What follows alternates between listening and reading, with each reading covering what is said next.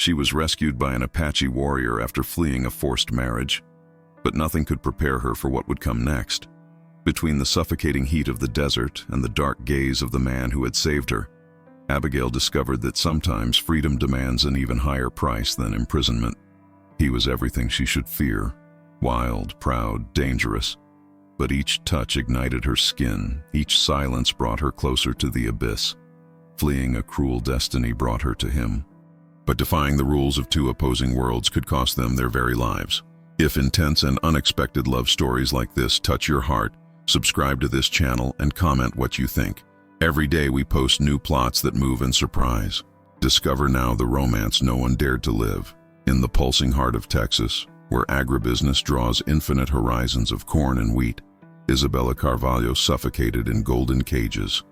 At 23 years old, the only daughter of Colonel Benedict Carvalho, owner of a land empire that stretched across 3 counties, she knew every inch of Sunset Ranch, but had never known freedom.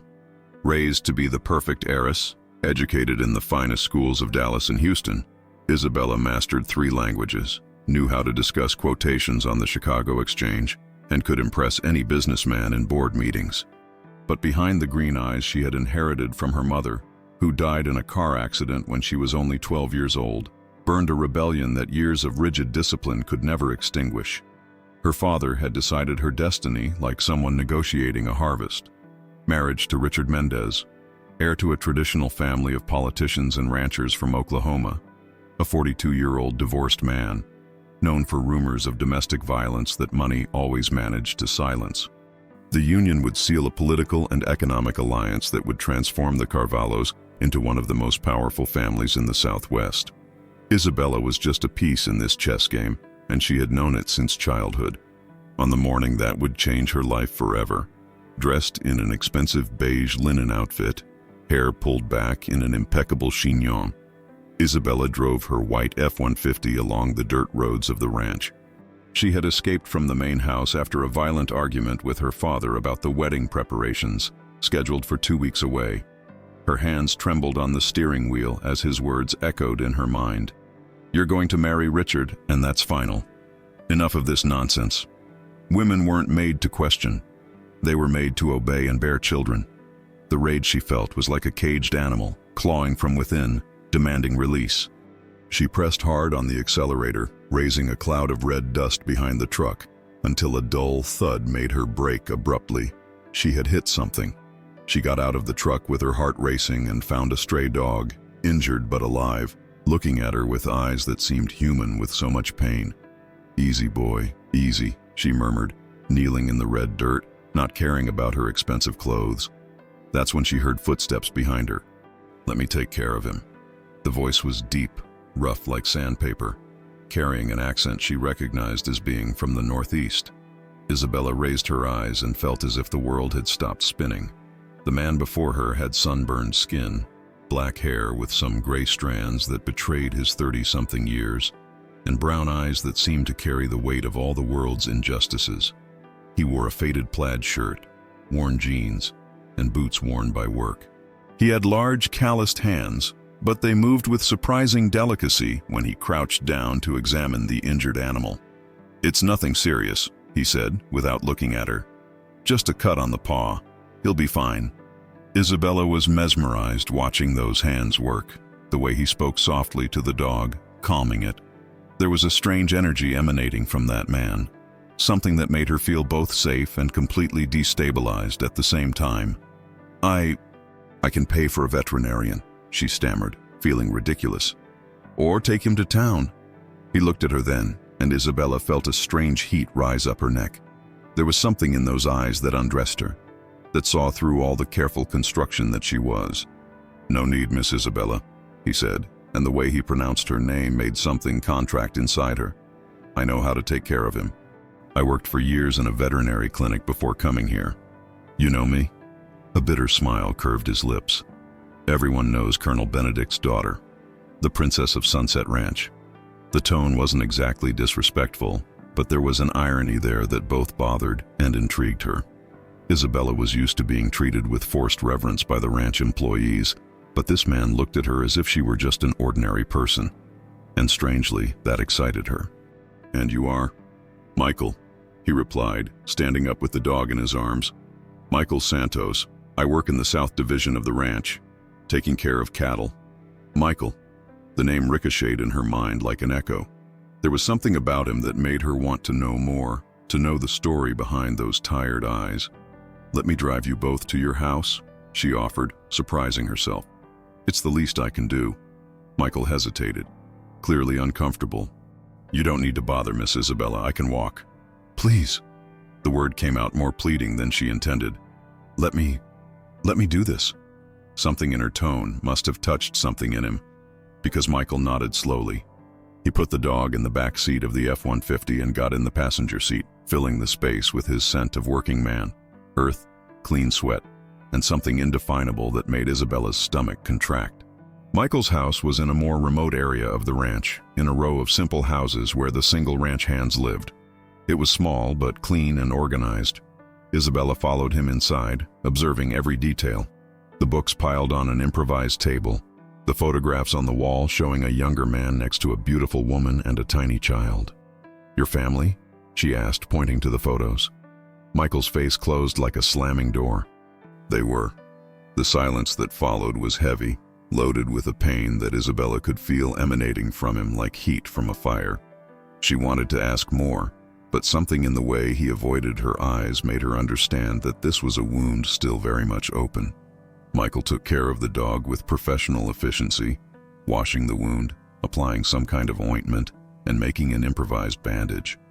Isabella watched him fascinated, noticing how the muscles in his arm contracted under the shirt, the concentration on his face, the surprising delicacy of his large hands. "Done," he said finally. "In a few days he'll be running around again." "Thank you," Isabella murmured. I don't know how to thank you." Michael looked at her in a strange way, as if he were seeing something she couldn't see herself. "You seem different from what I imagined." "How so?" "More human." The answer hit her like a punch. Isabella had always known that the ranch employees saw her as a distant figure, unreachable, probably arrogant, but she had never stopped to think about how that made her feel. "I'm not what everyone thinks," she said quietly. "And what are you then?" The question was simple, but carried a weight that made her feel as if she were on the edge of a precipice. Isabella looked into his eyes and, for the first time in her life, felt the urge to tell the truth. "I don't know," she admitted. "They never let me find out." Something changed in the air between them at that moment. A different tension, electric, that made the hair on Isabella's arms stand up. Michael took a step toward her, then stopped, as if he had remembered something. "You should go back home," he said, but his voice came out hoarse. "Your father must be worried."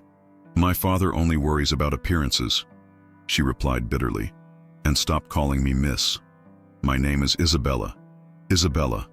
The name in his voice sounded different, intimate, like a caress. "You really should go. This isn't a place for you." "Why not?" "Because you're the boss's daughter, and I'm just a ranch hand." What if I didn't care about that? The question hung in the air between them like a confession. Michael looked at her for a long moment, and Isabella saw something spark in those brown eyes. Desire, perhaps, or just a dangerous curiosity. "You don't know what you're saying," he murmured. "Maybe I know exactly what I'm saying." Michael closed his eyes for a moment, as if fighting an internal battle. When he opened them again, there was a decision there. "Your father is a powerful man," he said slowly. "Men like him don't like it when people like me get too close to people like you. Are you afraid of him?" A humorless smile curved Michael's lips. "I've already lost everything once. I have nothing left to lose." There was something in the way he said this that made a shiver run down Isabella's spine. A sensation of danger and excitement mixed together, like being on the edge of an abyss and wanting to jump.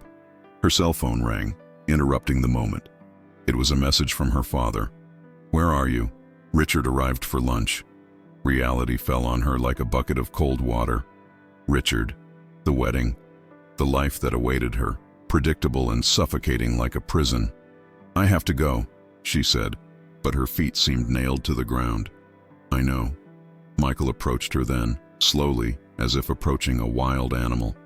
He stopped a few centimeters away, so close that she could feel the heat emanating from his body, the masculine scent that made her dizzy. Isabella, he murmured, and his voice was loaded with something she couldn't name. What? Nothing. He shook his head, taking a step back. Go. Before I do something we'll both regret. But Isabella didn't want to go. She wanted to stay there, in that simple house, with that man who looked at her as if she were a real person, not an expensive doll to be displayed. She wanted to discover what was behind those tired eyes. She wanted to understand the pain he carried. She wanted Isabella. His voice was rougher now, almost a growl. Go away, now. The commanding tone made her shiver, but not with fear. It was something more primitive, more dangerous. She nodded slowly and walked to the door, feeling his eyes burning her back. At the door, she turned one last time. Michael was standing in the middle of the room, fists clenched, jaw tense, as if holding himself with all his strength not to run after her. Michael? What? Thank you for taking care of the dog. He nodded once, curtly.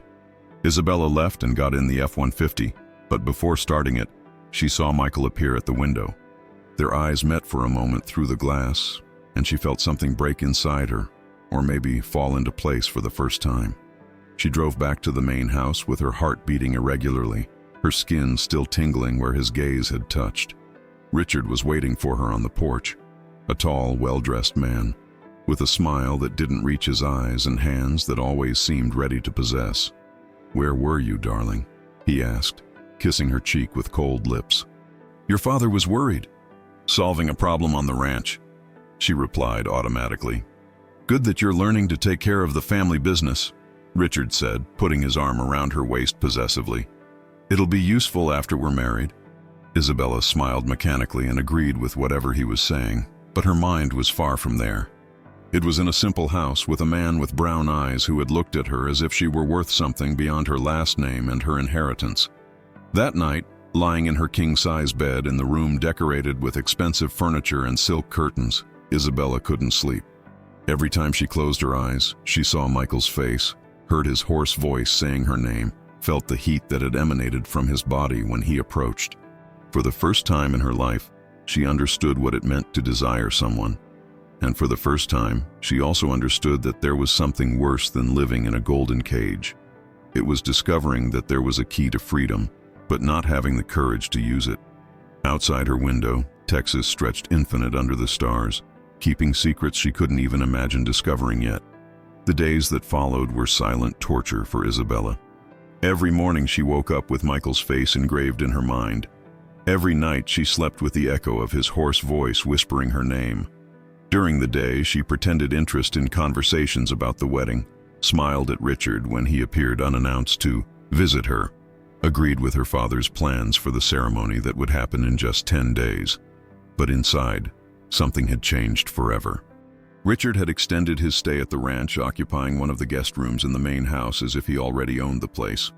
Isabella watched him during dinners, noticing how he cut meat with precise and violent movements, how his eyes hardened when she took too long to answer his questions, how his hand closed too tightly around the whiskey glass when something went against him. There was a barely disguised cruelty in him that made her shiver, but not the way Michael made her shiver. On the fourth morning after the encounter, Isabella couldn't take it anymore. She told her father she was going to check the pastures in the south sector, a lie that slipped from her lips with surprising ease. Her heart beat like war drums as she drove along the dirt road, raising clouds of red dust toward the area where she knew Michael worked. She found him fixing a fence, shirt open under the scorching sun, drops of sweat drawing trails on his brown chest.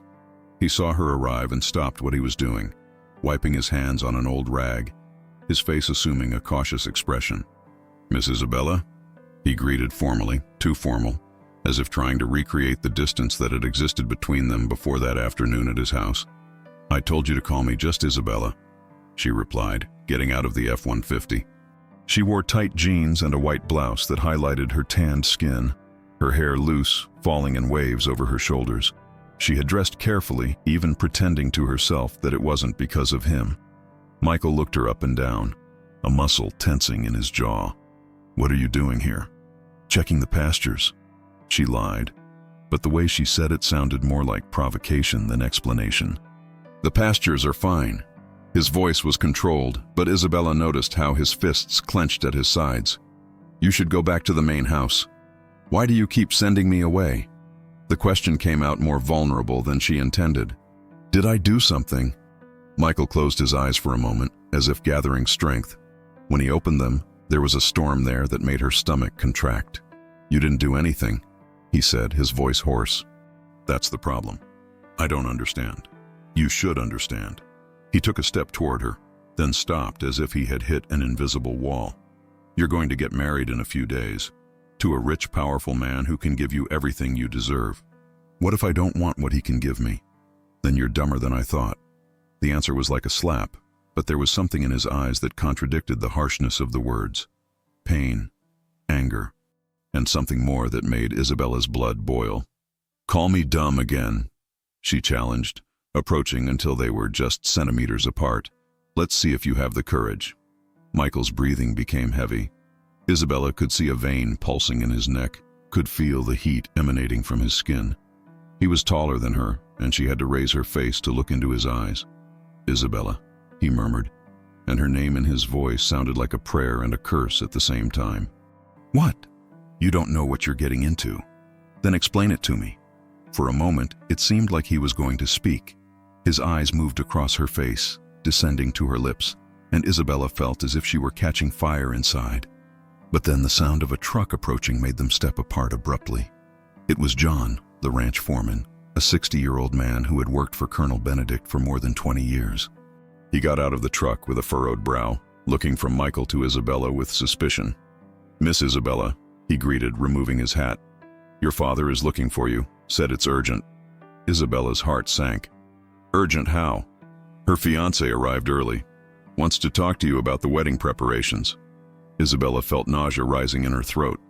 She looked at Michael, who had moved away and returned to work on the fence, pretending they hadn't been centimeters apart just seconds ago. "I'll go back now," she told John, but her eyes remained on Michael.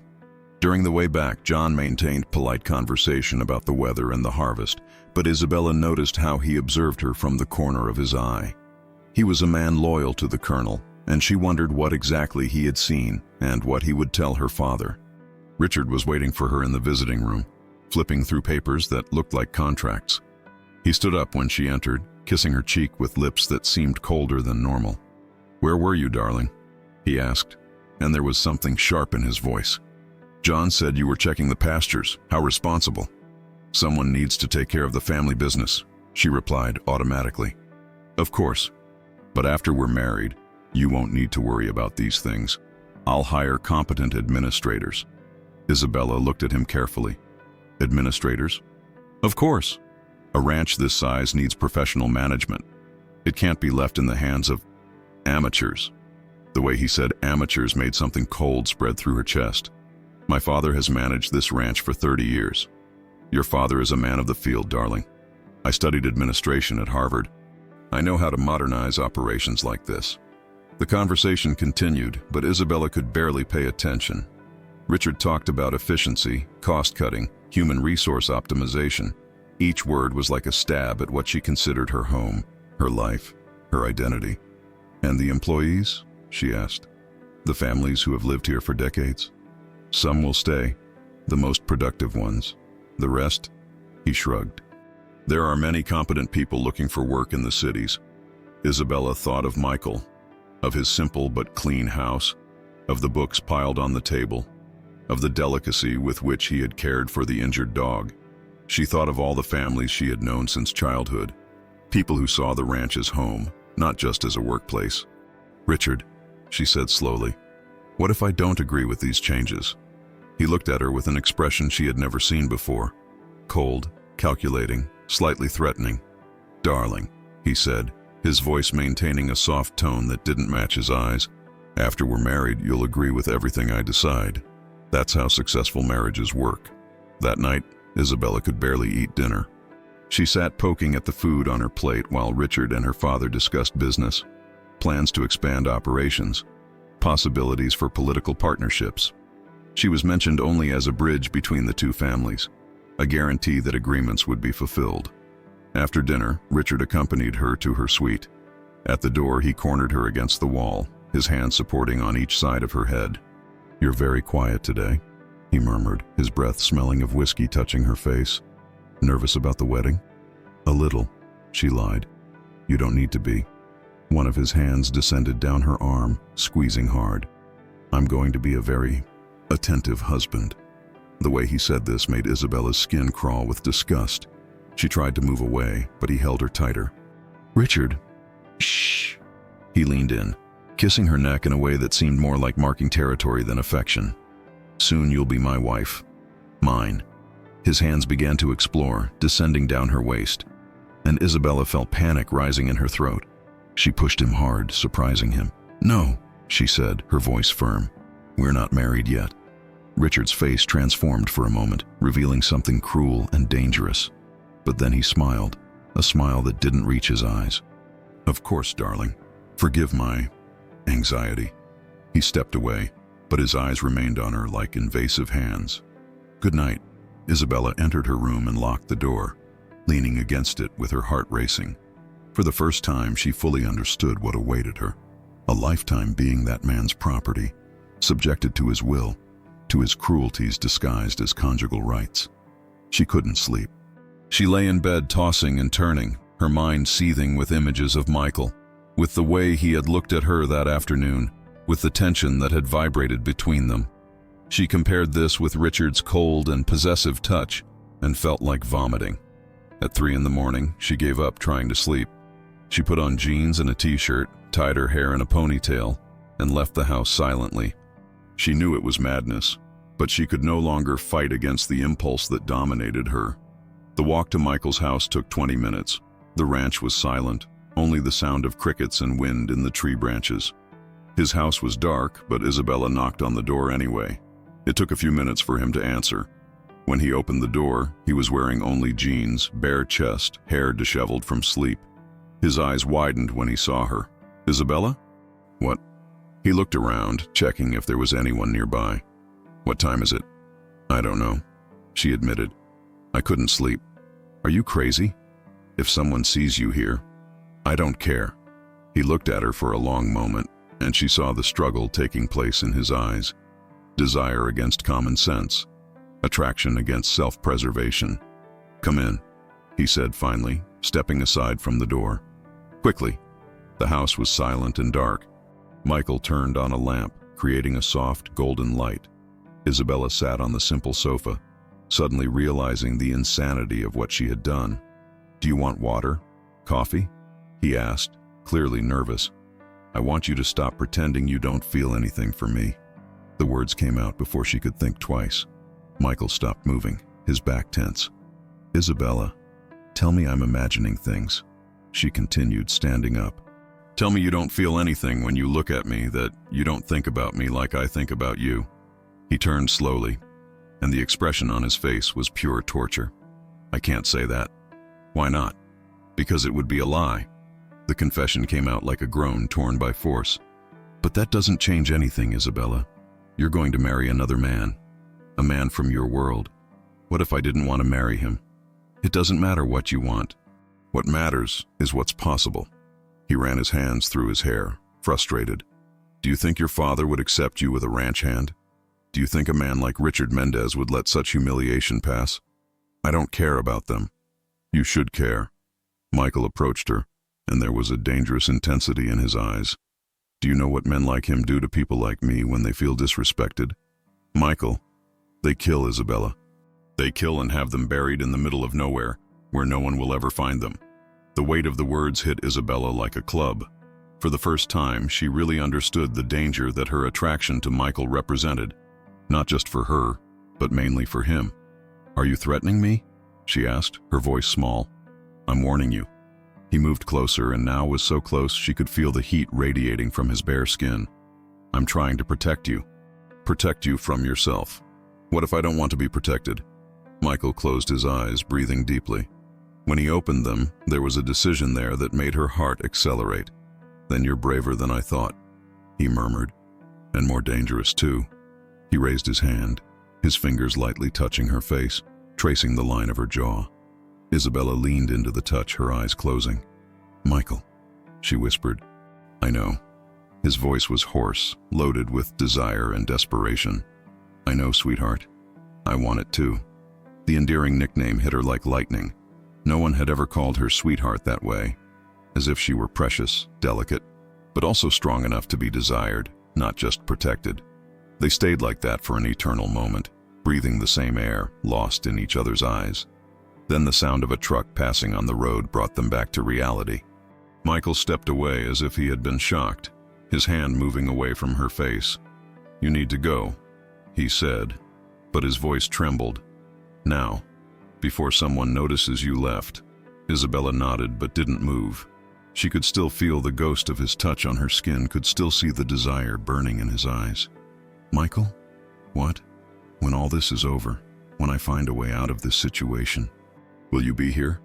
He looked at her for a long moment, and something broke in his expression. "Isabella, sweetheart," he said softly. "For people like me, there's no way out of the situation. We just survive it." But there was something in his eyes that contradicted the pessimism of the words. A silent promise. A hope he didn't dare verbalize. Isabella left his house with her heart broken and recomposed at the same time.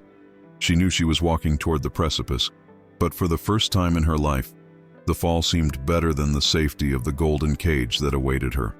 The next 3 days passed like a suffocating fog for Isabella. The wedding was scheduled for 5 days away, and the main house buzzed with final preparations.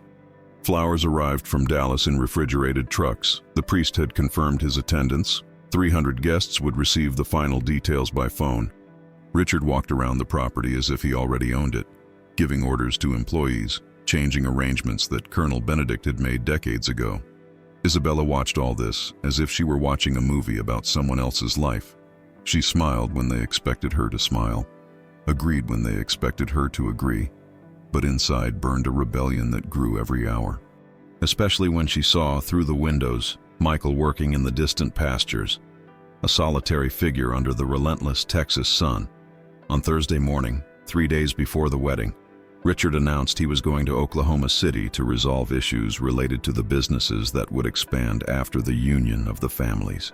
He would leave right after lunch and return only on the eve of the ceremony. "It'll be good to have some time for you to prepare mentally," he said, kissing Isabella's forehead with that same cold and possessive affection. "When I come back, I want to find my future wife radiant." Isabella nodded and smiled, but inside her heart beat like war drums. 3 days. Maybe it was her last chance to what? She didn't even know exactly what she hoped to do with this temporary freedom. Colonel Benedict also left that afternoon, taking John and 2 more foremen to a meeting with cattle buyers at a neighboring ranch. They would return only at the end of the night. Suddenly, Isabella found herself alone in the main house, with only the housemaids and the vastness of the ranch stretching around her. She couldn't even finish dinner. She was too restless, a strange energy running through her veins like electricity. At 8 o'clock at night, when the last trace of golden light disappeared on the horizon, she couldn't take it anymore. She put on a light white cotton dress, one of the few she owned that didn't scream wealth, and left the house. This time she didn't go by car. She walked along the dirt paths she had known since childhood, feeling the still warm earth under her bare feet, the night wind carrying the smell of cattle and grass. Michael's house was illuminated by a soft light, and she could hear low music coming from inside, something melancholic that she didn't recognize. She hesitated for a moment at the door, her heart beating so hard she was sure he could hear it. She knocked 3 times, softly. Michael opened the door and stopped completely when he saw her. He was wearing only jeans, a half-empty beer in his hand, hair damp as if he had just showered. His eyes moved over her, noticing the simple dress, the bare feet, the loose hair falling in waves over her shoulders. "Isabella," he murmured, and there was something different in his voice. Tiredness, perhaps, or resignation. "You shouldn't be here." "I know." She took a step forward. "Can I come in?" Michael hesitated, looking behind her to check if there was anyone nearby. Then he stepped aside, letting her pass. The house was different. There were several boxes piled in the corner of the room, some already closed with tape. "Are you moving?" she asked, a knot forming in her throat. Michael closed the door and leaned against it, not answering immediately. He took a sip of beer, his eyes fixed on her. "Your fiancé came to talk to me yesterday," he said finally. Isabella's blood froze. What? He offered a generous amount for me to move from the region. Said it was an administrative restructuring of the ranch. Michael laughed, but it was a bitter sound. Very civilized of him. Michael. Isabella approached, but he raised his hand, stopping her. It's not a request, Isabella. It's an order disguised as a favor. He finished the beer in one gulp, and I'm going to accept it. No! The word came out like a strangled scream. You can't do this! I can and I will. His voice was controlled, but there was pain underneath, well hidden. It's better this way. For you and for me. Better for whom? Tears began to burn her eyes. Do you think I'll be happy knowing you left because of me? You'll forget. I won't forget. Now she was screaming, months of frustration and desperation finally exploding. I won't forget you. I won't forget how you look at me. How you make me feel like I'm more than just an expensive doll to be displayed. Michael put the empty bottle on the table with more force than necessary. When he turned to her, his eyes were burning. And what do you want me to do, Isabella? His voice was hoarse now, loaded with repressed emotion. Do you want me to stay here and pretend everything's okay? Do you want me to watch you marry another man and pretend we're friends? I want you to fight for me. The silence that followed was deafening. Michael looked at her as if she had just asked him to stop the sun. Fight for you, he repeated slowly. Against whom? Against your father? Against your fiancé? Against an entire system that sees us as disposable trash? Against anyone. She approached him, tears now running freely down her face. I don't care about money, I don't care about status, I don't care about any of that. I only care about you. You don't know what you're saying. I know exactly what I'm saying. She was now just centimeters from him, could feel the heat emanating from his skin, the smell that made her dizzy. I'm saying I'd rather have 5 minutes of truth with you than a lifetime of lies with Richard. Something broke in Michael's control. He held her face between his hands, fingers intertwining in her hair. Isabella, he murmured, his voice rough with desire. Sweetheart, you don't understand. Then make me understand. For a moment that seemed eternal, they stayed like that, breathing the same air, lost in each other's eyes. Then Michael leaned in and kissed her. It wasn't a soft or hesitant kiss. It was a desperate man's kiss, loaded with months of repressed desire, unspoken words, impossible dreams. Isabella melted against him, her hands clinging to his bare shoulders, feeling the muscles contract under her touch. Michael gently pushed her against the wall, his body pressing against hers, and Isabella felt as if she were catching fire. Her hands explored his chest, fingers tracing every scar, every contour, while he kissed her neck, her throat, drawing low moans from her. Michael, she whispered, her voice breathless. Tell me to stop, he murmured against her skin. Tell me to stop and I'll stop. Don't stop. Her hands descended down his back, pulling him closer. Please, don't stop. He lifted her in his arms as if she weighed nothing, carrying her to the small bedroom.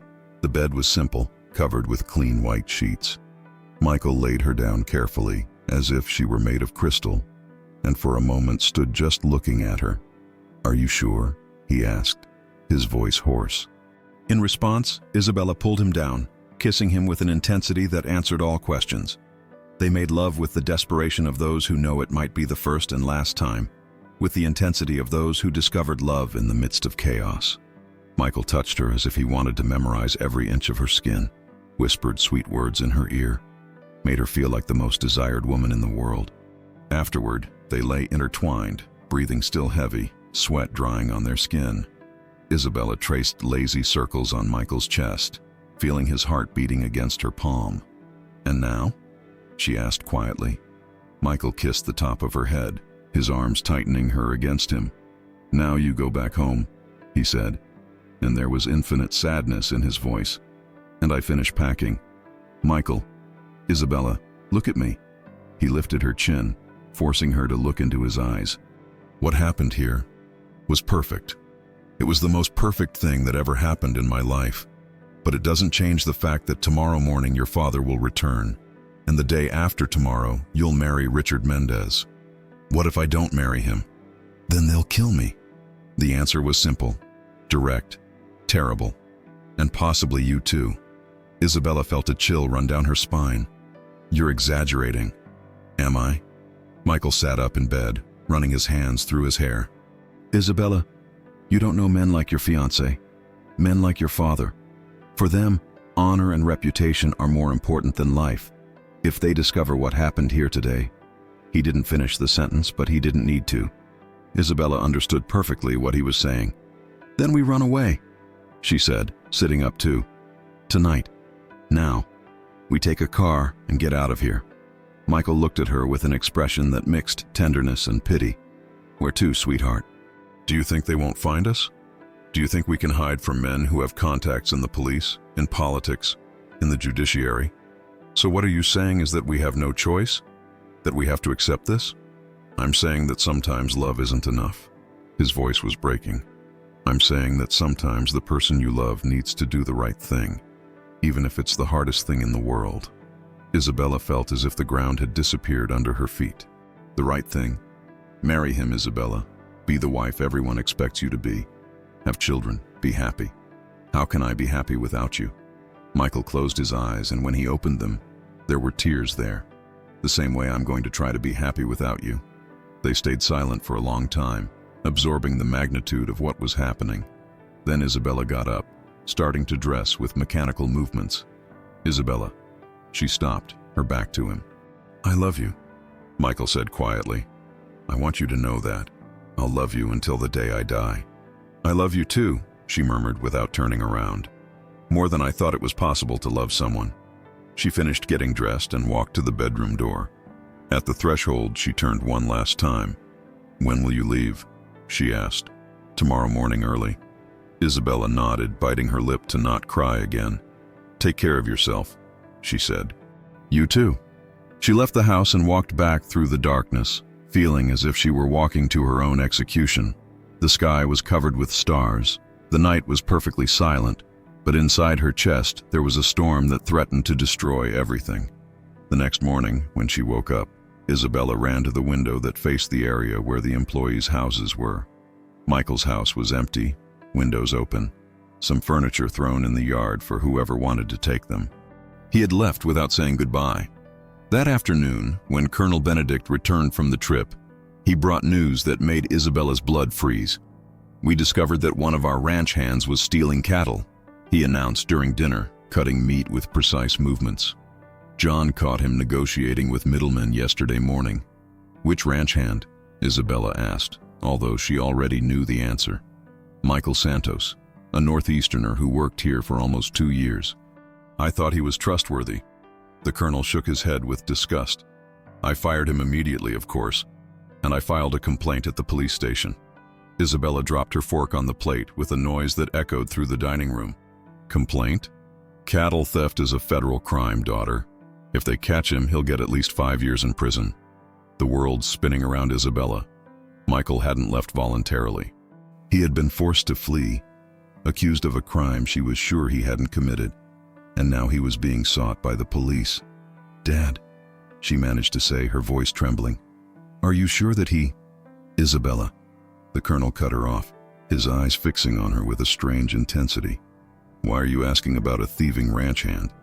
There was something in his tone that made her realize she was treading on dangerous ground. She forced a smile. Female curiosity. She lied. I always thought I knew the people who work here well. The colonel studied her for a few more seconds, then returned to eating. Sometimes people disappoint us, he said. It's better to find out soon who they really are. That night, alone in her room, Isabella finally understood the dimension of the trap she was caught in.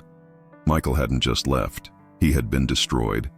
His reputation, his job, his freedom. Everything had been taken from him as revenge for something they didn't even know had happened. Or did they know? The doubt ate at her throughout the dawn. And when the sun rose on the day before her wedding, one thing had crystallized in her mind. If Michael was paying the price for loving her, then she wouldn't let that sacrifice be in vain. There was a way to save him. Just one. And she was going to find out what it was, even if it cost her everything she had. The wedding day dawned with suffocating heat, the kind of heat that announces a storm. Isabella woke up before sunrise, and for the first time in weeks, Her mind was crystal clear. She had spent the entire night scheming, planning, putting together pieces of a puzzle that was finally beginning to make sense. At 5 in the morning, she put on jeans and a simple t-shirt and went down silently to her father's office. She knew he was sleeping heavily. He had drunk more than usual the night before, celebrating in advance the new business that would be established with the wedding. The ceremonial planners arrived early, the house already buzzing with final preparations, flowers being arranged, tables being set up in the garden. In the office, Isabella went straight to the safe. She had known the combination since she was 16. Her father had never imagined she would use this knowledge against him. Inside, besides important documents and family jewelry, she found what she was looking for: commercial correspondence, contracts, and a specific folder marked with the initials RM, Richard Mendez. She sat in her father's leather chair and began to read. What she discovered made her feel nauseous. It wasn't just an arranged marriage. It was a complex scheme of money laundering, overcharging for public works, and embezzlement of funds destined for rural social programs. Richard had contacts in state and federal government, and used ranches like her father's to clean dirty money. But the most shocking discovery was in a handwritten letter from Richard himself, dated 3 weeks ago. He knew about her attraction to Michael. John, the foreman, had told him everything. The cattle theft setup had been meticulously planned to remove Michael and teach a lesson to Isabella about the consequences of getting involved with unsuitable people. Isabella's hands trembled as she held the letter. Michael was suffering because of her, but not for love, for revenge. Richard wanted to break her completely before possessing her. She photographed all the documents with her cell phone, then stored them exactly as they were. She went up to her room and, for the first time in weeks, smiled. She had a weapon. Now she needed to know how to use it. At 8 in the morning, the ceremonial planners knocked on her door. "Miss Isabella, it's time to start preparations. The hairdresser arrived. The makeup artist is waiting." Isabella opened the door with a radiant smile that completely fooled the women. "Of course. Let's make this the most unforgettable day of my life." And it would be. Just not in the way everyone expected. During the next 3 hours, Isabella transformed into the perfect bride. Hair pulled back in an elegant chignon with loose strands framing her face, impeccable makeup highlighting her green eyes, the French lace dress that had cost the equivalent of 5 ranch employees' annual salary. She smiled for photos, thanked compliments, played her part to perfection. Richard arrived at noon, impeccable in his Italian tuxedo, bringing a bouquet of very expensive white roses. He kissed her hand ceremoniously, his eyes undressing her even in front of everyone. "My bride looks stunning," he murmured. "I can hardly wait to have you all to myself." Isabella smiled and agreed, but inside she felt like a snake preparing to strike. Guests began arriving at 2 in the afternoon. Important politicians, influential ranchers, agribusiness entrepreneurs. A demonstration of power and status that would make any traditional Southwestern family envious. Isabella greeted everyone with elegance, received expensive gifts, accepted premature congratulations. At 4 o'clock, 15 minutes before the ceremony was to begin, she asked for a private moment with Richard. She took him to the house library, away from curious ears. "Darling," she said, her voice sweet as poisoned honey, "there's something I need to tell you before the ceremony." Richard frowned. "Don't tell me you're nervous. You were perfect until now." "It's not nervousness." Isabella approached him, sliding her fingers along the lapel of his tuxedo. "It's about Michael Santos." Richard's face transformed instantly. The charm mask disappeared, revealing something cold and dangerous. "What about him?" "I know what you did." Her voice remained soft, but there was steel in it now. "I know about the cattle theft setup. I know that John told you about our meetings. I know you invented this story to break me." Richard grabbed her arm hard. "Listen here, you little slut. I haven't finished yet." Isabella freed herself from the grip with a strength that surprised him. "I also know about your money laundering schemes, about the overcharged contracts, about the embezzlement of rural development program funds." The blood drained from Richard's face. "How did you?" "I photographed everything." She took her cell phone from the small hidden pocket in the dress. "Correspondence, contracts, even your little letter confessing that you set up Michael. Everything very well documented." Richard took a step toward her, fists clenched. You don't know who you're messing with. I know exactly who I'm messing with. Isabella raised her chin, facing him without a trace of fear. I'm messing with a cowardly criminal who uses his position to destroy innocent people. You bitch. You slept with that disgusting ranch hand, didn't you? You lowered yourself to the point of giving it to a... The slap Isabella gave him echoed through the library like thunder. Richard put his hand to his face, incredulous. Never speak of Michael like that in front of me again, she said, her voice cutting like a razor. He's worth 100 of you. Richard advanced on her with eyes injected with rage, but Isabella was prepared. If you lay a finger on me, she said calmly, I'll send these photos to the FBI, to the Attorney General's office, to the press, and to all your political contacts. In 5 minutes, you won't just lose business. You'll be wanted by justice.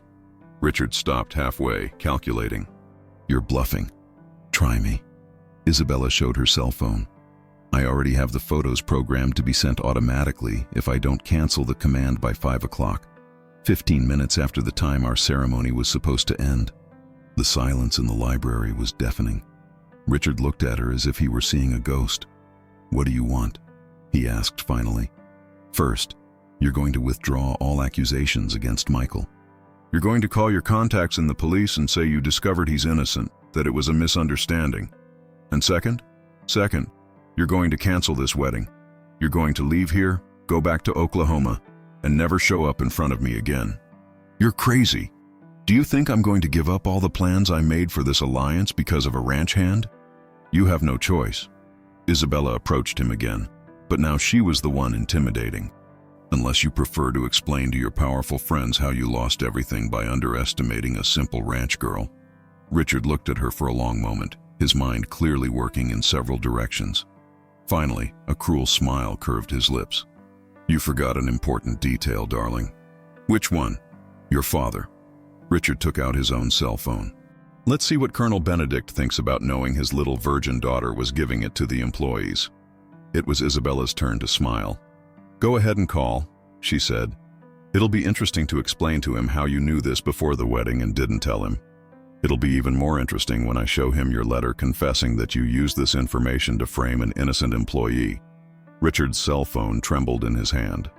My father may be many things, Isabella continued, but he hates being made a fool of. And you did exactly that by using our family in your schemes without telling him. The realization slowly spread across Richard's face. He had gotten himself into a trap from which he couldn't escape. You have 5 minutes to decide, Isabella said, looking at her watch. Cancel the wedding and resolve Michael's situation, or I'll destroy your life with one click. Richard stood still for a moment that seemed eternal. Then, with a low curse, he grabbed his cell phone and started dialing. Sheriff Morrison, it's Richard Mendez. About that cattle theft case at Sunset Ranch. We discovered it was a mistake. Isabella watched him make 3 more calls, canceling the arrest warrant against Michael, clearing his name from police records.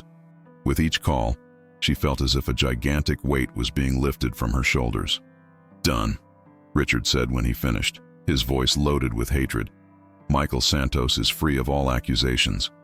Now the wedding. Richard clenched his fists. You can't imagine the consequences of this. I can imagine perfectly. And I still prefer to face them rather than spend one day married to you. He looked at her with such pure hatred that Isabella felt a shiver. But she didn't back down. This isn't over, he threatened. For you, it is. And if you try anything against me or Michael, remember, I still have evidence of your crimes, and I won't hesitate to use it. Richard left the library like a storm. Isabella followed him at a safe distance, arriving at the garden where the 300 guests awaited the beginning of the ceremony. She saw when Richard approached the priest, when he began speaking low but gesticulating angrily. She saw the exact moment when the priest frowned, looked in her direction, and nodded gravely. The murmur spread through the crowd like waves in water. They canceled the wedding, a misunderstanding, family issues. Colonel Benedict appeared beside her with his face red with anger and shame. What the hell is happening here? He roared. Richard canceled the wedding, Dad, Isabella said calmly. It seems he discovered some incompatibilities. The colonel looked from his daughter to Richard, who was already walking toward his car, and back to her. Incompatibilities? What kind of incompatibilities? Maybe you should ask him that. But Richard had already left, leaving a cloud of dust and 300 confused guests behind. That night, after the last embarrassed guests left, after the flowers were collected and the tables dismantled, Isabella finally told her father the truth. Not about Michael, she wasn't ready for that yet, but about Richard's schemes, about the setup against an innocent employee, about how she had discovered everything. Colonel Benedict listened in silence, his face closing more and more. "You did the right thing," he said finally. "Men like Richard Mendez are poison. Good thing we found out before it was too late." It was the first time in her life that Isabella felt real pride in her father. 2 weeks passed. Isabella helped administer the ranch with a dedication that surprised the colonel, demonstrating an aptitude for business he had never noticed. At night, she discreetly researched Michael, trying to discover where he had gone. It was John who finally brought the information. Guilty about his role in the setup, he confessed where Michael was, at a small ranch in Amarillo, working under a false name, still afraid of being arrested. Isabella didn't hesitate. The next morning, she took her F-150 and drove the 4 hours to Amarillo. She found Michael working in a small corral, too thin, with deep dark circles, but alive. When he saw her arriving, he stopped completely, his tool falling from his hands. She got out of the truck slowly, her heart beating so hard she thought it would explode. "Hi," she said simply. "Hi." His voice was hoarse, loaded with emotion he was trying to hide. "You're free," she said. "All accusations have been withdrawn. You can come home." Michael looked at her for a long moment. "How?" Isabella told him everything. About the discoveries, about the confrontation with Richard, about how she had turned the game around. Michael listened in silence, his eyes widening as the story unfolded.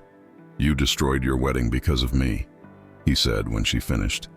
"I destroyed my wedding because it was the right thing to do." She approached him. "And because I love you more than anything in this world." "Isabella." His voice was breaking. "I have nothing to offer you. No money, no status. You have yourself, and that's all I want."